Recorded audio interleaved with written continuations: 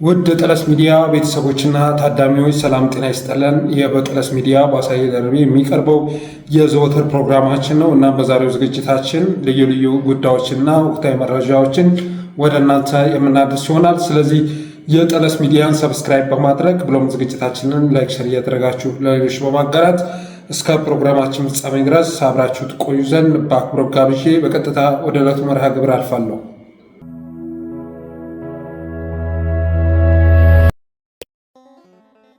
ዛሬ አየሩ ጥሩ አይደለም እና ትንሽ አፈና አድርጎኛል። ስለዚህ ለድምፅ ጉድለቱ ይቅርታ እጠይቃለሁኝ። የመጀመሪያ ርዕሳችን አፋብኃን ይመለከታል። በአማራ ፋኖ ትግል ውስጥ አፋብኃ ከተመሰረተ ወይም ተመስርቷል ከተባለ ጊዜ አንስቶ በርካታ ነገሮች እየተከሰቱ ይገኛሉ።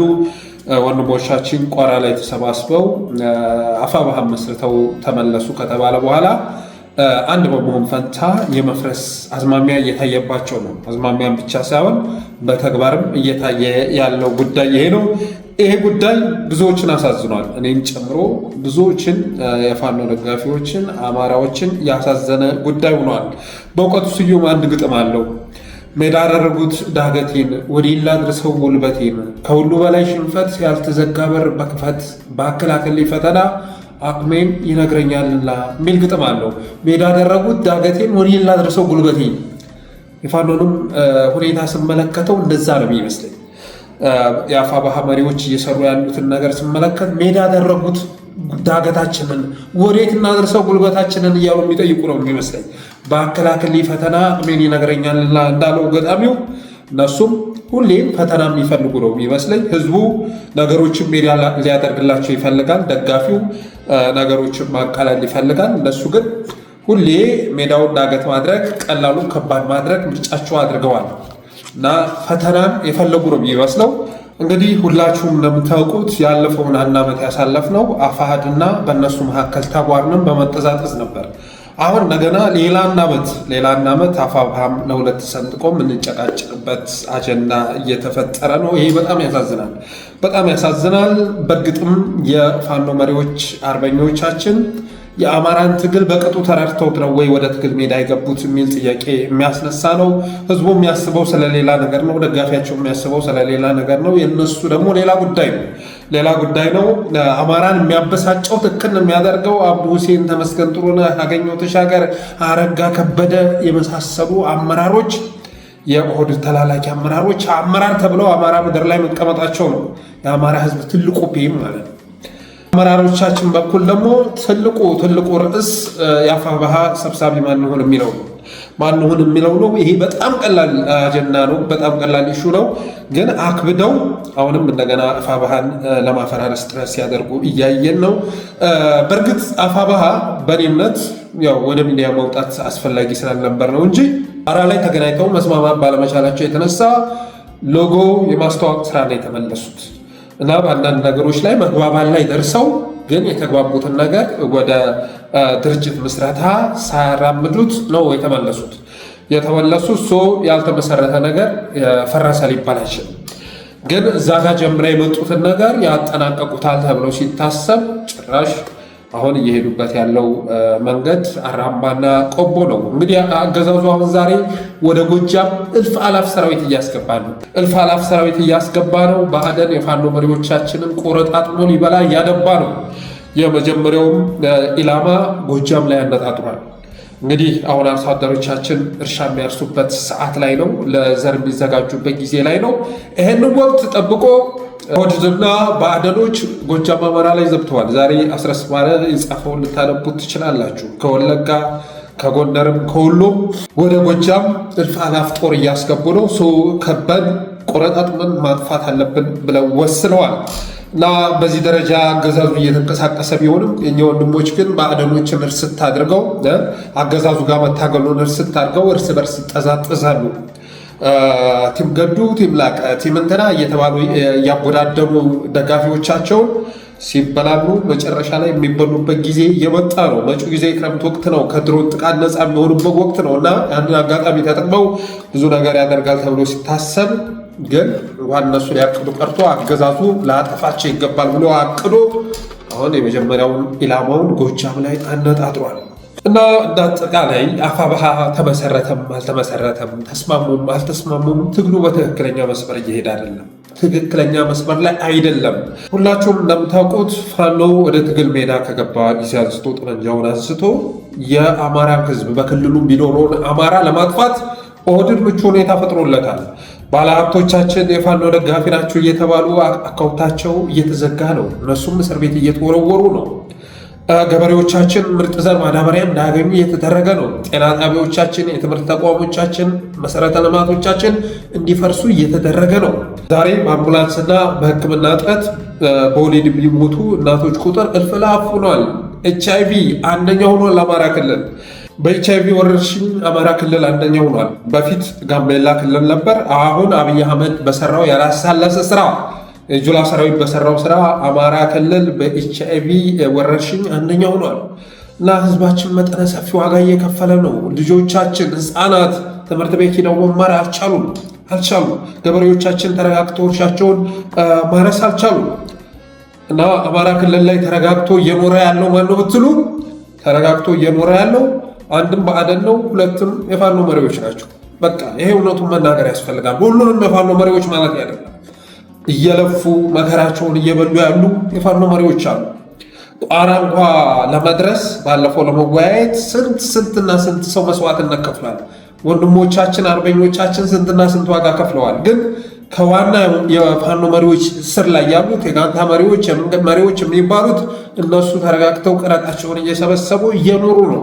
ይህም በግልጽ ነው የምንናገረው። የአማራ ህዝብ ማከብር ኃይል ልናከብር አንችልም። ከመስመሩ እያፈነገጡ ሲሄዱ ዝም ብለን አንችልም። አማራ ክልል ላይ ተመችቶት እየኖረ ያለ አንደኛ ብአዴን ነው። ብአዴን ዛሬ ላይ ከፋኖ ጥቃት ይሰነዘርብኛል የሚል ስጋት የለም። ይህም ማድረግ ስለማይችል አይደለም ፋኖ የለም። ብአዴኖችን በነካናቸው ቁጥር ያጠፉናል፣ ተከባብረን እንኖር በሚል አስተሳሰብ እየተመሩ ስለሆነ ነው። ይህም በግልጽ ነው የምንናገረው።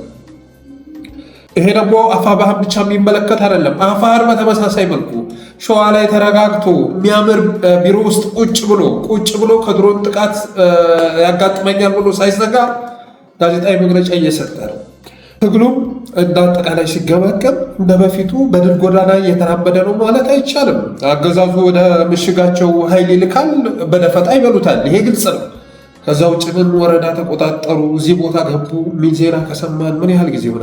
ምን ያህል ጊዜ ሆነ? ብአዴን ላይ እርምጃ ተወሰደ፣ ያልታወቁ ኃይሎች ምናምን የሚለው ነገር ከቀረ ስንት ጊዜ ሆነው? ተመስገን ጥሩነህን ያህል ባንዳ በየሳምንቱ ባህር ዳር እየተመላለሰ ድልድይ ተደግፎ ፎቶ ሲነሳ ነው የሚውለው። ድፍን የብአዴን አመራር ከድልድይ ውጭ የሰሩት ስራ ስለሌላቸው በየሳምንቱ ያንን ድልድይ ሲያስጎበኙ ነው የሚውሉት። ተረጋግተው በቪኤት መኪና እየተንሸራሸሩ ነው ባህር ዳር ላይ፣ ጎንደር ላይ፣ የተለያዩ ከተሞች ላይ። ይሄ በሆነበት ሁኔታ የኛ ወንድሞች ከዛሬ ነገ አዲስ ስትራቴጂ ነድፈው አዲስ ፕላን አዘጋጅተው ወደ ትግል ይገባሉ፣ ህዝባቸውን ከባርነት ነፃ ያወጣሉ ተብሎ ሲታሰብ እንደገና ቲም እንትና እየተባለ ይለጣለጥላል። እኔ እነግርሃለሁ። ለምሳሌ ጀኔራል ተፈራ ወሎ ነው፣ አሳየ ደርቤ ወሎ ነው። የአፋብኃ መሪ ማን ተብዬ ብጠየቅ ግን አሁንም በድጋሚ እነግራችኋለሁ ዘመነ ካሴ ነው ብለው ጀነራል ተፈራ ወሎ ስለሆነ የኔ ቤትና የሱ ቤት ሲለካ የሱ ቤተሰቦች የኔ ቤተሰቦች ቤት ሲለካ በኪሎ ሜትር ማለት ነው ከዘመነ ካሴ ቤተሰቦች ቀረብ ብሎ በመገኘቱ የተነሳ ጀነራል ተፈራን ልመርጥ አልችልም። ማን ላይ እምነት አለ ብቃትስ ማን አለው ብለህ ታስባለህ ተብዬ ብጠየቅ ዘመነ ካሴ ነው ብለው ጀነራል ተፈራ ደግሞ ወታደራዊውን ዘርፍ ቢመራው ደስ ይለኛል፣ ሙያውም ስለሆነ መክሊቱም ስለሆነ እና እንደዚህ ማሰብ ካልቻል ብቃትም መሰረት አድርገን መናገር ካልቻል በጎጠኝነት ተወጥረን አፋብኃ ለዘላለም ይኖር ግን ሰብሳቢው ጎጃሜ ይሁን፣ ሰብሳቢው ወሎዬ ይሁን፣ ሰብሳቢው ከሸዋ ይሁን፣ ሰብሳቢው ከጎንደር ይሁን የምንል ከሆነ ግን ዋጋም የለው። አማራነት አልተመሰረተም። አማራነት ሊጸና ቀርቶ አልተመሰረተም። እዚህ ላይ መግባባት ያስፈልጋል። በተረፈ ብአዴኖች ይኸው ፋኖ መሪዎችን ለማጥፋት ሰፊ ስራ እየሰሩ ነው። ገበሬዎቻችን ወደ እርሻ በሚገቡበት በዘር ወቅት ዛሬ እያስወረራቸው ነው። ይሄ ጠላት የሆነ ኃይል እያስወረራቸው ነው። እንደነ አብዱ ሁሴን ያሉ ባንዳዎችን ተሸክመን እንደነ ተመስገን ጥሩነህ ያህል መጥፎ ሰዎችን ተሸክመን አንድ ነገር እነግራችኋለሁ። ሽመልስ አብዲሳ ከሚጠላም በላይ ተመስገን ጥሩነህ ይጠላናል። ትናንትና ዶክተር ሜኪሳ ዛሬ ሚዲያም ላይ ሆርን ኮንቨርሴሽንም ላይ ውይይት አድርጓል እና እዛ ላይ ስለተመስገን ጥሩነህ ብዙ መረጃዎችን አጋርቶናል። ሰኔ 15ን እንዴት አድርጎ እንዳቀነባበረው እና የእሱን ቃለ መጠይቅ ስሰማ እኔ የተመስገን ጥሩነህን ያህል በእርግጥም መረጃውም አለኝ በፊትም ቢሆን ማለት ነው። ተመስገን ጥሩነህ ማለት አማራን አስከፍቶ ኦህዴድን ለማስደሰት ሁሌ 24 ሰዓት የሚባትል የሚተጋ ተላላኪ ግለሰብ ነው እና እንደዚህ አይነት ባንዳዎች ዘና ብለው ክልላችን ላይ እየተንፈላሰሱ ባለበት ሁኔታ ተመዳድቦ መንጠዛጠዝ በጣም አሳፋሪ ነገር ነው ማለት እወዳለሁ። እና አጠቃላይ ግን ዛሬ ጎጃም ላይ ሰፊ ዘመቻ ለመክፈት አገዛዙ ጦር እያዘመተ ይገኛል። ጦር እያንቀሳቀሰ ይገኛል። ቀጠናው ላይ ያሉ ኃይሎች አጋርነት እየፈጠሩ ብዙ ስራ እየሰሩ ነው። ትናንትና ህወሓትና ሻዕቢያ ምን እንደተደራረጉ የሚረሳ ጉዳይ አይደለም። የኤርትራ ኃይል ወደ ትግራይ ገብቶ እልፍ አላፍ ነገር ፈጽሟል እየተባለ ሲከሰስ ነበር። ዛሬ ያንን ክሱን ትተው የትናንቱን ጉዳይ ይቅር ተባብለው በነገ ላይ አብረው እየሰሩ ነው። በወደፊት ላይ አብረው ሊታገሉ እንቅስቃሴ ውስጥ ገብተዋል። የሁለቱን ጥምረት ቅንጅት በማሳካት ረገድ ደግሞ ኮሎኔል ደመቀ እና እሸተ ደመላው እዛ ወልቃይት ላይ ያለ ካድሬ የሰራው ስራ ቀላል እንዳይመስላችሁ። መጀመሪያ ኢሳያስ አፈወርቂ አስተሳሰብ እዛ ወልቃይት ያለውን ኃይል መያዝ ፋኖ ጋር በመስራት ምናምን ነበር። ግን እነ ኮሎኔል ደመቀ ማንን መረጡ? አብይ አህመድን መረጡ። ሽመልስ አብዲሳ መረጡ። እነሱ ጋር አብረው መስራት መረጡ። እነ ደመላሽ ገብረ ሚካኤል ጋር እነ ጀነራል ብርሃኑ ጁላ ጋር አብረው መስራት መረጡ። አጋሮቻችን ኦህዴዶች ናቸው አሉ። ስለዚህ እነዚህ ኃይሎችማ እነዚህ ግለሰቦች ነገ መጥተው ስለሚያስወርሩኝ አጋር ያስፈልገኛል ላለ የኤርትራ መንግስት። በተመሳሳይ መልኩ ህወሓትም ስጋት ውስጥ ያለ ድርጅት ነው። ስለዚህ ዛሬ የሚገርም ጥምረት መስርተዋል አባቴ። ያ ጥምረት ደግሞ ለወልቃይት ብቻ እንዳይመስልህ 4 ኪሎ ድረስ ተራማጅ የሆነ ጥምረት መስርተው አብይ አህመድ ትንኮሳ የሚፈጽምበትን ቀን እየተጠባበቁ ይገኛሉ። ፋኖሳ ከነማን ጋር አጋርነት ፈጠረ ስትል እንኳን ከሌላው ጋር አጋርነት ሊፈጥር ቀርቶ ከሀገራት ጋር ከክልላት ጋር አጋር ሊፈጥር ቀርቶ ጎጃምን ከጎንደር ወሎን ከሸዋ ማስተሳሰር አቅቶት በዞንና በጠቅላይ ግዛት ተቧርኖ ይጠሳጠሳል እና ወንድሞቻችን ዌይካፕ ብትራቁ ነው የሚሻለው። ንቁ። በዚህ አያያዛችሁ ከቀጠላችሁ በአደም ባይበላችሁ እንኳን የአማራ ህዝብ ጨፍጭፎ ያጠፋችኋል። ምንም አትጠራጠሩ፣ ያጠፋችኋል። ለምን? የመደብደቢያ ዱላ ሆናችሁ እያገለገላችሁ ስለሆነ። የመከላከያ የመመከቻ ዱላ መሆን ስትችሉ ህዝባችሁን መጀለጫ ዱላ ሆናችሁ እያገለገላችሁ። ይህንን መረዳት መቻል አለባችሁ። እናንተ ወደ ትግል ከመግባታችሁ በፊት ከክልሉ ውጭ ያለው አማራ ሲጨፈጨፍ ነበረ፣ ጉር ሲጨፈጨፍ ነበረ። እናንተ ወደ ትግል ከገባችሁ በኋላ ከክልሉ ውጭ ያለው ጥቃት ጋብ ብሏል ማለት ይቻላል።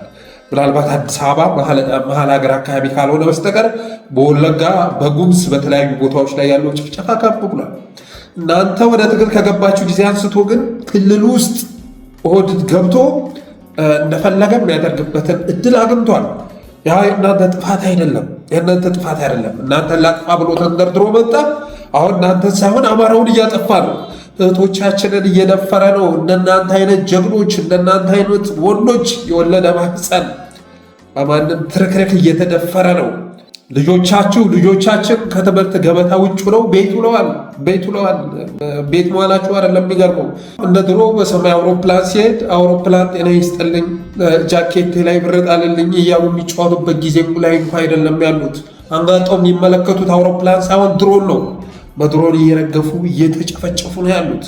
እናቶቻችን በወሊድ የተነሳ እየሞቱ ነው። ገበሬዎቻችን ቂጣቸውን እያጡ ነው። ቆሏቸውን፣ ንፍሯቸውን እያጡ ነው እና ኦህዴድ ክልላችን ገብቶ ማድረግ የሚችለውን እያደረገ ነው። በኤችአይቪ ተጠቂዎች ቁጥር አማራ ክልል አንደኛ አድርጎታል። በትንሹ መረጃ ባለው ነገር ላይ ስንናገር፣ ሌላው ስነ ልቦናዊ ጥቃት፣ አካላዊ ጥቃት ለጉድ ነው። ባለሀብቶቻችን ተዘርፎ አልቀዋል በመዋጮ። እሱም አልበቃ ብሎ በንብረት ማስመለስ አዋጁ እንደ ጉድ እየተዘረፈ ያለበት ሁኔታ ነው። ከአዲስ አበባ ጠራርገው አጥፍተውናል እና ይሄ በሆነበት ሁኔታ ወቅቱን የሚመጥን እንቅስቃሴ ማድረግ ካልቻላችሁ በአደም ቢምራችሁ እንኳን አማራ ህዝብ ያጠፋችኋል። ዛሬ በታሪክ አጋጣሚ አርበኛ ብቻ አይደሉም የፋኖ መሪ መሆን ችላችኋል። እድለኞች እኮ ናችሁ ጋይስ። ዛሬ እኮ እናንተ ምናልባት ነገ አገሪቱ ተረጋግቶ ወደ ሰላማዊ መንገድ ገብታችሁ ምናምን የተረጋጋ ኑሮ ባህር ዳር ላይ ጎንደር ላይ መኖር ሊያምራችሁ ይችላል። ኦህዴድ እስካለ ድረስ ግን እንደዚህ አይነት ነገር አይታሰብም። ብልጽግና እስካለ ድረስ መረጋጋት አይታሰብም። ኢትዮጵያ ውስጥ ነፃነት ያላችሁ ከየትኛውም ህዝብ በላይ እናንተ የፋኖ መሪዎች ናቸው። በቤቱ ያለው ራሱ እስረኛ ነው። ግማሹ ስደተኛ ሆኖ ከሀገር ተባሯል። ግማሹ እስረኛ ሆኖ እስር ቤት ገብቷል። ግማሹ በየቤቱ ታስሯል። እንቅልፍ የለ፣ እረፍት የለም። ባለሀብት የምትሉት ዛሬ እርካታ የለውም። በቃ በየቀኑ የሚዘረፍበት አጀንዳ ነው የሚመጣው። እንዴት አድርጌ ያለኝ ካፒታል ላሳድግ ብሎ ማሰብ ቀርቷል። እንዴት አድርጌ ያለኝ ካፒታል ከሀገር ላሽሽ፣ እንዴት አድርጌ ልደብቅ እያለ እያሰበ ነው። ስለዚህ እናንተ እድለኞች ናቸው። በዚህ ከንቱ ዘመን፣ በዚህ ግራ በገባው ዘመን አርበኛ ሆናችሁ ይህንን አምባገነን ስርዓት ለመታገል ስለበቃችሁ የአማራ የህልውና ትግል መሪ በመሆናችሁ ደስ ልትሰኙ ይገባል። በተረፈ የምቾት ጊዜ ወደፊት አለ፣ የደስታ ጊዜ ወደፊት አለ፣ የሀብት ጊዜ ወደፊት አለ። እናንተ ወደ ስልጣን ስትመጡ አሁን ያለውን ነገር በሙሉ ናቁት። በቃ ሁሌም ራሳችሁን ደስታ ከሚሰጣችሁ ነገር ይልቅ የህዝባችሁን ፔን እያሰባችሁ ተራመዱ እና በዚህ ልክ ስለመከርኳችሁ ይቅር በሉ። ትንሽ በስጫ ስለያዘኝ ነው፣ በእውነት በጣም ስላዘንኩ ነው እንጂ እናንተ ስንት የምታስቡ የአማራ ህዝብ ላይ የሚፈጸመው ግፍ ከማንም በፊት ገብቷችሁ ነው ጫካ የገባችሁት እና እናንተ ያላረጋችሁትን ነገር ያላረግን ሰዎች እንመክራችሁ መነሳታችን ልክ አይደለም። ግን ካለው ሁኔታ አንጻር ደግሞ ወንድሞቻችን እንድጠፉ አንፈልግም። መሪዎቻችን እንድትሆኑ እንፈልጋለን። ተስፋዎቻችን እንድትሆኑ እንፈልጋለን እና መተባበር አለባችሁ። ካልተባበራችሁ ግን ይህ አገዛዝ ተባብሮ ያጠፋችኋል። ይህ ትብብር ደግሞ እርስ በርስ ብቻ እንዳይመስላችሁ። ከትግራይ ኃይሎች ጋር ተባበሩ ጋይስ። ከትግራይ ኃይሎች ጋር ከፈለጋችሁት ኃይል ጋር ተባበሩ። እንደምንም ከየትኛውም ኃይል ጋር ተባብሮ ሊያጠፋን እየቋመጠ ያለ ይሄን እኩይ ስርዓት ለማስወገድ ከፈለጋችሁት ኃይል ጋር ተባበሩ። መተባበር አለባችሁ። ትናንትና እንኳ የትግራይና የኤርትራ ኃይሎች ስንት ነገር እንዳልተደራረጉ ዛሬ አብረው እየሰሩ ነው። ዛሬ እጅግ አስፈሪ የሆነ ኃይል ገንብተው መንቀሳቀስ ጀምረዋል። ስለዚህ የዛ አጋርነት አካል ሁን።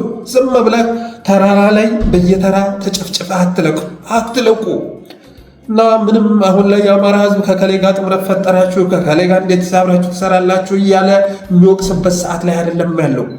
እግዚአብሔር ወይ የሆነ ተአምር ፈጥራ ከዛ አውሬ ስራ አገላግለኝ እያለ እየጸለየ ነው የአማራ ህዝብ። የአማራ እናቶች እያለቀሱ ነው። ስለዚህ እናንተ በጭንቅላታችሁ ተመርታችሁ ይሄን አገዛዝ ማስወገድ ያስችለናል ከሚለው ኃይል ጋር አብራችሁ ስሩ።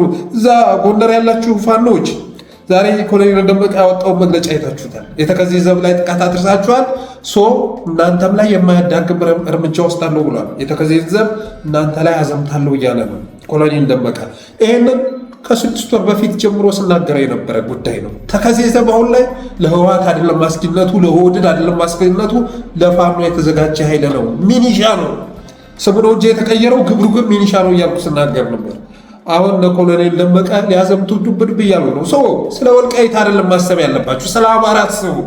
ስለ አማራ ስታስቡ ስለ ወልቃይትም አብራችሁ ታስባላችሁ። ወልቃይት ከደሴ አይበልጥም፣ ከደብረ ብርሃን አይበልጥም፣ ከባህር ዳር አይበልጥም፣ ከፍኖተ ሰላም ከደብረ ማርቆስ አይበልጥም። እንደ አንድ የአማራ አካል አድርጋችሁ ቁጠሩት። እዛ ጋር ያለው ኃይል የነ ኮሎኔል ደመቀ ኃይል ሚኒሻ መሆኑን ተረዱ። ኮሎኔል ደመቀ አሸተር የምንለው በአደኖች መሆናቸውን ተረዱ። የነሱ ክፋት እኩይነት ከነ አገኘው ተሻገር ከነ ተመስገን ጥሩነህ ቢብስ እንጂ የሚያንስ አይደለም። ስለዚህ እነሱን ተራመዱና ምን ይሉኝን ትታችሁ እንደ ጎንደርም አንድ ለመሆን ጥረት አድርጉ። እንደ አማራ አንድ ሆኑ። ከዛ በኋላ ደግሞ ድንበር ዘለል የሆነ ግንኙነት መስረቱ። ሌሎች ክልሎች ጋር ካሉ ኃይሎች ጋር አብራችሁ ስለመስራት አስቡ። ካልሆነ ግን ራሳችሁም ጠፍታችሁ ህዝባችሁም እንዲጠፋ ማድረጋችሁ አይቀርም ልላችሁ እወዳለሁ።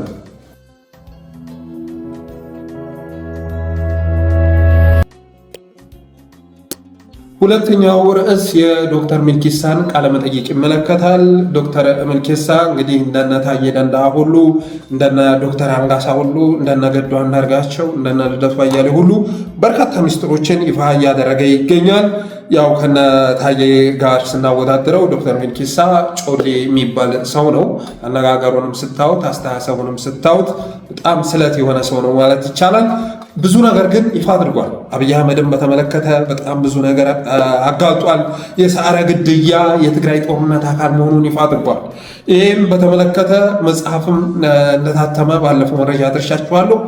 እያንዳንዷን ፍርድ ቤት ያሉ ኬዞችን ሁሉ ሄዶ መዝገብ አገላብጦ አንድ ጀግና የሆነ ጋዜጠኛ ጀነራል ሰዓረን አብይ አህመድ እንዴት እንዳስገደለው የሚገልጽ መጽሐፍ አሳትሟል። በቅርብ ገበያ ላይ ይውላል። ዶክተር ሚጌሳም ያረጋገጠው ይህንን ነው። የጀነራል ሰዓረ ግድያ የትግራይ ጦርነት አካል ነበረ በማለት እቅጩን ተናግሯል። ከጀኔራል ሰዓረን ባለፈ በወቅቱ እንግዲህ ከትግራይ ጋር ሊደረግ የታሰበውን ጦርነት ለማ መገርሳ በመቃወሙ የተነሳ ኤርፖርት ላይ እንዴት ሊያስገድለው እንደነበረ አብይ አህመድ በተመሳሳይ መልኩ ዶክተሩ ይፋ አድርጓል።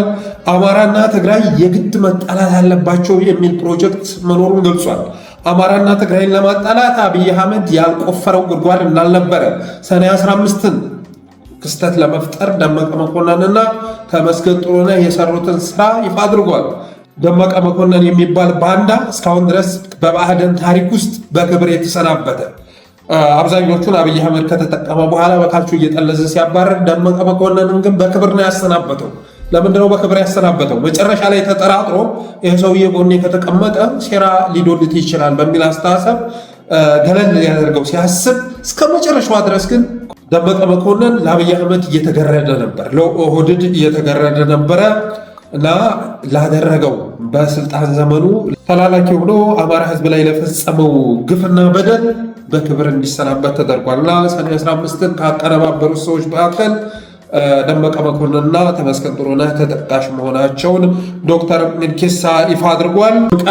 ወልቃይትን ጉዳይ ኦህዴዶች የሚመለከቱት እንደ ወርቅ ኳስ እንደ ዳይመንድ ትልቅ የሆነ ጸጋ አድርገው እንደሚመለከቱት በወልቃይት ላይ አማራና ትግራይ ያላቸው ቅራኔ መቼም አብረው እንዳይሰሩ ያደርጋቸዋል። አብረው እንዳይታገሉ በጋራ ጉዳያቸው ላይ አብረው እንዳይቆሙ ያደርጋቸዋል የሚል እምነት ስላላቸው ኦህዴዶች ኦሮሚያ ላይ ስብሰባ ሲሰበስቡ ወልቃይት እስካለ ድረስ ትግራይና አማራ አብረው ይሰራሉ ተብሎ አይታሰብም እንደሚሉ፣ ከዛ አማራዎችን ሲሰበስብ ደግሞ አብይ አህመድ ከዚህ በኋላ ምዕራብ ትግራይ የሚባለው ነገር ሊመለስ አይችልም፣ አትስጉ፣ በፍጹም ከዚህ በኋላ የህወሓት ታጣቂዎች ተፈናቃዮች በሚል ስም መጥተው ወልቃይት ላይ የሚሰፍሩበት ዘመን አብቅቷል እንደሚላቸው፣ እነ ጀኔራል ታደሰ ወረደን ሲሰበስብ ደግሞ ተፈናቃዮች በሚል ስም ታጣቂዎቹን ወደ ምዕራብ ትግራይ ነው የሚላቸው እነሱ መመለስ እንዳለባቸው ይነግራቸዋል። ለበዛ መልክ እየቆመረ ላለፉት 4-5 ዓመታት መቆየቱን ገልጿል። ሌላ ሃጫሉን የገደሉት አብይና ደመላሽ መሆናቸውን ይፋ አድርጓል። ኦቪድ የሚባለው ድርጅት የአብይ አህመድ መሆኑን እና ኦቪድም ሊመሰረት የቻለው ያኔ በነበሩ ከና አፍሮጽዮን ኮንስትራክሽን ከመሳሰሉት ከትግራይ ባለሀብቶች በተዘረፈ ሀብት ኦቪድን መሰረቱት። እዛም ውስጥ ዝናሽ ታያቸው የካምፓኒ ሼርሆልደር እንደሆነች ገልጿል። እስቲ ቀንጨብ አድርጌ ያዘጋጀሁትን ጋብዣችሁን መለስ። ወልቃይት እስካለ ድረስ ሁለቱም ብሔሮች አይተጋገዙም፣ አብሮ ቡና አይጠጡ ብለው በየጊዜው ያ አጀንዳ እንዳባራ መቀስቀሻ ለዲጂታል ሶሻል ሚዲያ ሰራዊት የሆነ ጭርሰን ወልቃይት እንዴት ነሽ ብሎ ፖስት ያደርጋሉ። የአማራ ነሽ ወይስ የትግራይ ነሽ? የተጨባጭም ስለሆነ ነው ባይዘው የምናወራው። ወልቃይት ጉዳይ አማራና ትግራይ መቼ እንዳይተባበሩ ይሄ እግዚአብሔር የሰጠን ነገር ነው። እኛ አልፈጠርንም፣ እሱ ላይ ካፒታላይዝ ማድረግ ብቻ ነው። የሽመልስ አብዲሳ ቤት በአደባባይ ይነገራል። በካቢኔያችን ውስጥ በኦሮሚያ ክልል ካቢኔ ውስጥ ይሄ የታወቀ ነው።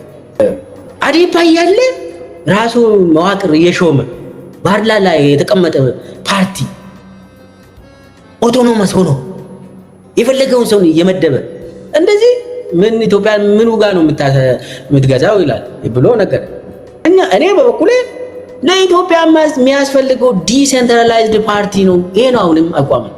አንድ ፓርቲ ለአንድ ግለሰብ ስልጣን ሰብስቦ አማራ ክልል ላይ ሹመት የሚሰጠው በአብይ ምን ነው?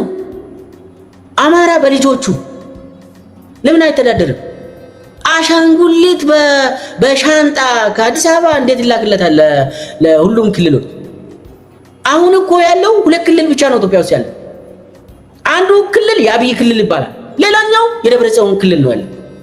ብልጽግና የሚያስፈልገው አማራን ለመግዛት ነው ብሎ አማራጭ ስላጣ ነው ይህንን ምስጢር የተናገረው።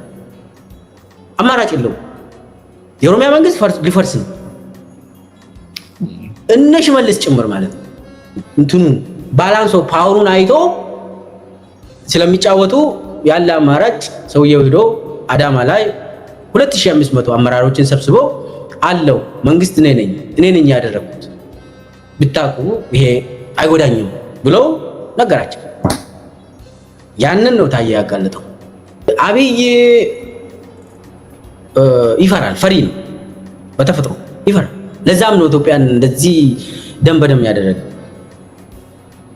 ጠቅላይ ሚኒስቴር ሆኖ ጠቅላይ ሚኒስቴር አልሆነም። እስካሁን ጠቅላይ ሚኒስቴር አልሆነም። አብይ ፈሪ ስለሚፈራ ሁልጊዜ መድረክ ላይ ወጥቶ ሲያነብ ምኛለው አልሆንኩም ነው የጭንቅላት ውስጥ ያለው። ገና ጠቅላይ ሚኒስቴር ለመሆን እየተዋጋ ነው አብይ። ያው እንደሰማችሁ ነው እንግዲህ ዶክተር ሚልኬሳ ብዙ ነገር ነው ይፋ ያደረገው።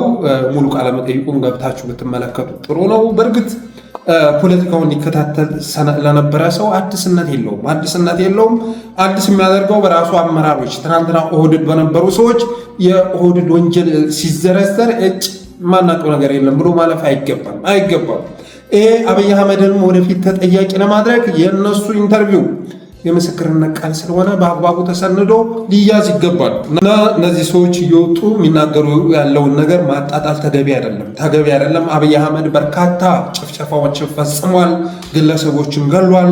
ከአባይ ግድብ መሐንዲስ ከኢንጂነር ስመኘው ጀምሮ ጄኔራል ሰዓረን፣ ሃጫሉ ሁንዴሳን፣ በቴ ኡርጌሳን ሰኔ 15ን በማቀነባበር ብዙ ጉዳት ያደረሰ ሰው ነው። አመራሮቹንም ሲገል የነበረ ሰው ነው።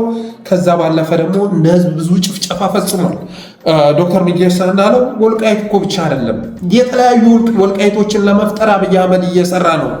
በቤኒሻንጉልና በአማራ መካከል፣ በቤኒሻንጉልና በኦሮሚያ መካከል፣ በሶማሌና በኦሮሚያ መካከል፣ በሶማሌና በአፋር መካከል እንደዚህ በቃ በተለያዩ ክልሎች መካከል ክልሎች አብረው እንዳይቆሙ የሚያደርጋቸውን ወልቃይቶች ለመፍጠር ጥረት እያደረገ ነው። የሚወዛገቡባቸው የሚገዳደሉባቸውን ግዛቶች እየፈጠረ ክልሎችን በማጨፋጨፍ በመከፋፈል መግዛት የሚፈልግ ሰው ነው በማለት ተናግሯል። ሌላ የገለጸው ስለ አብይ አህመድ ፈሪነት ነው። አብይ አህመድ ከመጠን በላይ ፈሪ የሆነ ሰው ነው። እንደሱ ፈሪ የሆነ መሪም ሰው አይቼም አላውቅም በማለት ዶክተር ሚልኬሳ ይናገራል። በእርግጥም አብይ አህመድ ፈሪ ስለሆነ ነው ትናንትና ያሾማቸውን ሰዎች የሆነ ቅምዥር በየቅጽበት ውስጥ የሄደ የሚረሽናቸው የሚገድላቸው እንደዚህ ክልልን በመከፋፈል በማገዳደል ህዝብን በማጨፋጨፍ ኢትዮጵያን የደም መሬት እንዲያደርግ ያደረገው ፈሪነቱ ነው። በውስጡ ያለው ፍርሃት ነው ጨካኝ ያደረገው አብይ አህመድ እና ዶክተሩ እንዳለው አብይ አህመድ እስካሁን ድረስ ጠቅላይ ሚኒስትር አልሆነም። እስካሁን ድረስ ጠቅላይ ሚኒስትር የመሆን ስሜት የሚሰማው ሰው አይደለም። አሁንም ጠቅላይ ሚኒስትር መሆኑን እና በቀጣይ 50 ዓመት 60 ዓመት ጠቅላይ ሚኒስትር ሆኖ የሚቀጥል መሆኑን ለማስረዳት ጥረት እያደረገ ያለ ሰው ነው። ገና አብይ ጠቅላይ ሚኒስትር ለመሆን እየተዋጋ ነው በማለት ይገልጸዋል። የሚገርም ገለጻ ነው። በእርግጥም አብይ አህመድ ጠቅላይ ሚኒስትር ሆኖ ጨርሷል ማለት አይቻልም። አልተቀበለውም።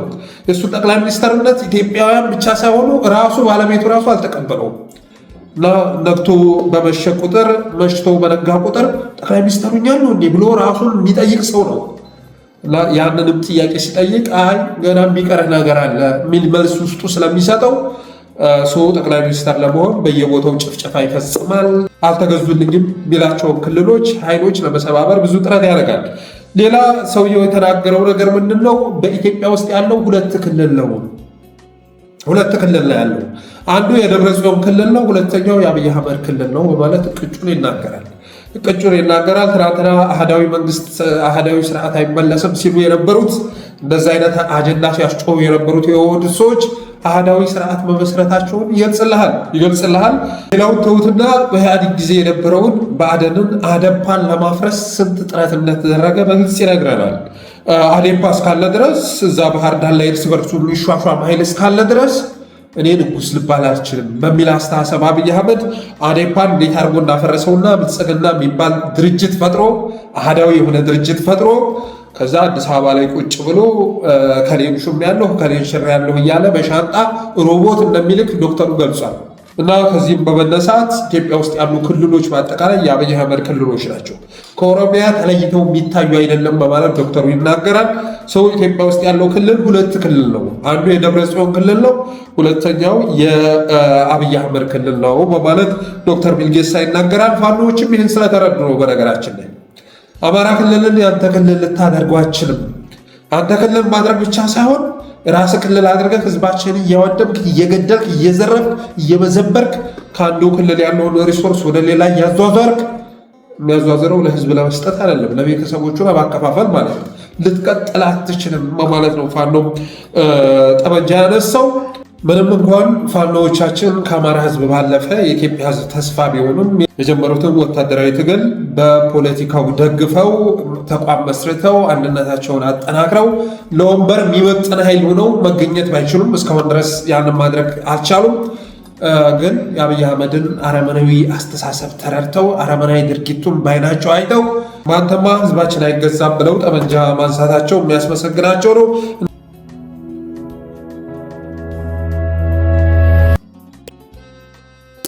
ወደ ቀጣው መረጃ ሲሸጋገር የንግድና ቀጠናዊ ትስስር ሚኒስተር የሆነው ካሳሁን ጎፌ ወይም ዶክተር ካሳሁን ጎፌ በኦህዴድ ኃይሎች በጥይት ተደብድቦ ሆስፒታል መግባቱን የደረሰ መረጃ ያመለክታል።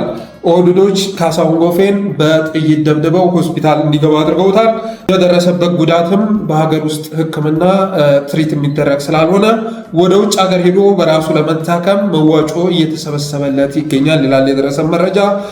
ሰላም እንዴት ነህ? መረጃ ላክልህ። ካሳሁን ጎፌ የሚባለው ሚኒስተር ትናንትና ማታ በአገዛዙ ጥይት ተመቶ በጣም ከባድ አደጋ ደርሶበታል። 4 ቦታ ነው የተጎዳ፣ መኪናውም ተጎድቷል። በግሉ ወደ ውጭ ወጥቶ ለመታከም እንቅስቃሴ ላይ ነው።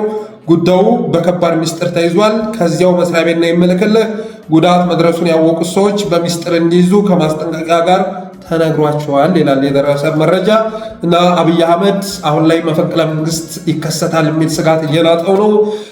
ተላላኪ የሆኑ አመራሮቹንም ጭምር መረጥ እያደረገ በራሳቸው ማሰብ ይችላሉ ብሎ የሚያስባቸውን ምንም እንኳን እንደዛ ባይሆኑም እያስወገደ ይገኛል። ባለፈውም ጎርጎራ ላይ ድፍን የባዕድን አመራሮችን አርግፏቸው ነበር።